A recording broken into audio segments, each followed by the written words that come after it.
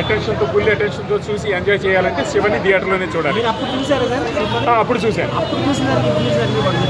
So అప్పుడు ఎలా చూసినప్పుడు ఎంత హ్యాపీ ఫీల్ అయ్యాను, ఈరోజు కూడా నేను అంతే హ్యాపీ ఫీల్ అయ్యాను.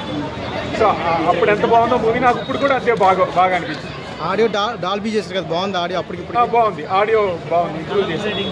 కలర్ కూడా ఫోటోగ్రఫీ కూడా బాగుంది. అంతా కూడా అప్పటికిప్పుడు సీన్స్ తీస్తారండి, ఏమీ తీయలేదు. అప్పుడు మూవీ ఉందంతా కూడా ఉంచారు, ఏమీ తీయలేదు. అప్పుడు చూసినప్పుడు అప్పుడు శివ సెలబ్రేషన్ అంటే బయట టాక్ ఏంటి సార్?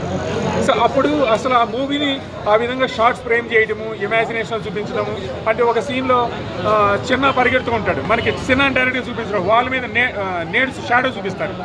ఆ విధంగా ప్రతిదీ కూడా చాలా హ్యాపీగా ఉన్నది. నాగార్జున అప్పట్లో ఆయన్ని ఇప్పుడు మేము ఎలా స్క్రీన్ మీద చూడడం చాలా హ్యాపీగా ఉన్నది. మేడం అది సౌండ్ అనేది ఏఐతో ఎన్హాన్స్ చేశాను అన్నారు కదా, ఫీల్ అయ్యారా సౌండ్? చాలా బాగుంది, చాలా ఫీల్ అయ్యాము. ఇళయరాజా గారు చాలా బాగుంది.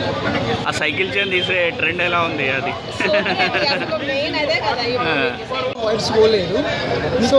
ఇంకోటి ఏంటంటే ఇలాంటి సినిమా ఇంకా ఎవడు తీయలేడు కూడా చెప్తున్నాను. ఎందుకంటే తీయలేడు కూడా, ఎందుకంటే ఇలాంటి సినిమా ఒక ఫస్టే సినిమా ఇండస్ట్రీ మొత్తం షేక్ చేసిన సినిమా ఇది. ఎందుకంటే శివ అంటేనే నాగార్జున సార్ అంటేనే శివ. ఇలాంటి సినిమా ఇంకా రాదు, ఎప్పుడు రాదు కూడా. అప్పుడు డాల్బీ చేశారు.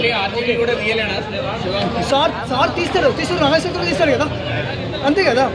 ఒకవేళ ఒక సినిమా తీయాలని మైండ్లో థాట్ వస్తే 2 బస్తాలు ఉప్పు బుక్కాలి ఫస్ట్, అంతే కదా. బ్రో శివ 2 తీస్తే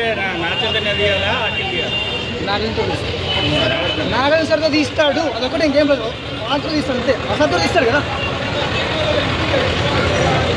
ఓకే అంటే ఆల్రెడీ అందరూ తెలుసు శివ సినిమా అనేది ఇండస్ట్రీకి హిట్ అని. ఇప్పుడు మనకు 4K క్లారిటీ తోటి డాల్బీ అట్మాస్